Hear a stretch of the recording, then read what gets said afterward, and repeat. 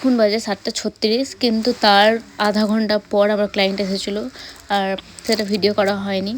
আর এই তো দেখো লেট একদম করেছে, কিচ্ছু করার নেই।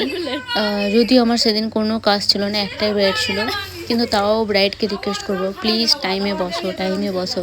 তুমি যদি 8টায় আসো আমি তোমাকে কী করে 1 ঘন্টার মধ্যে কমপ্লিট করবো? আমাকে তো মিনিমাম 1.5 ঘন্টা বা 2 ঘন্টা টাইম দিতেই হবে, তবে তোমাদের লুকটা সুন্দর হবে।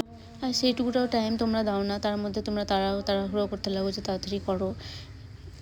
যাই হোক, আমি প্রিবেস করে বেসের মধ্যে চলে গেছি, মানে যত স্পিডে কাজ করা যায় আর কি তত স্পিডে কাজ করেছি। কিন্তু এর মধ্যেও লোকজন যদি বারবার ডিস্টার্ব করে তো কাজ করা আরও লেট হয়ে যায় মনে হয়। তোমরা সেই যে বারবার দরজা খোলা করো, তার মধ্যে আমাদের আরও টাইমটা ওয়েস্ট হয়। তোমরা যদি আমাদেরকে পুরোপুরি একটা টাইম দিয়ে দাও, ওই টাইমের মধ্যে আমরা শেষ করার চেষ্টা করব। আর ওর শাড়ির কালার ছিল পিঙ্ক কালার, ওই প্রত্যেকটা জিনিস সুন্দর নিয়েছিল, একদম জুয়েলারি, ড্রেস সব কিছু সুন্দর ছিল, পারফেক্ট একটা। রিয়াকশানটা আমি এখানে ক্যাপচার করেছি।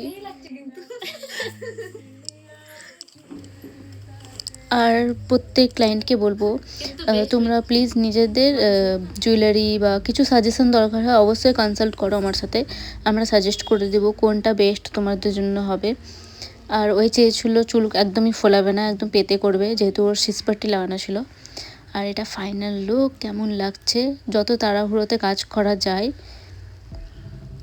তোমরা অবশ্যই কমেন্ট করে জানাবে। আর আমাদের basic to advance bridal master ক্লাসের বুকিং নেওয়া আছে, যারা বুক করতে চাও তারা ঝটপট বুক করে নাও।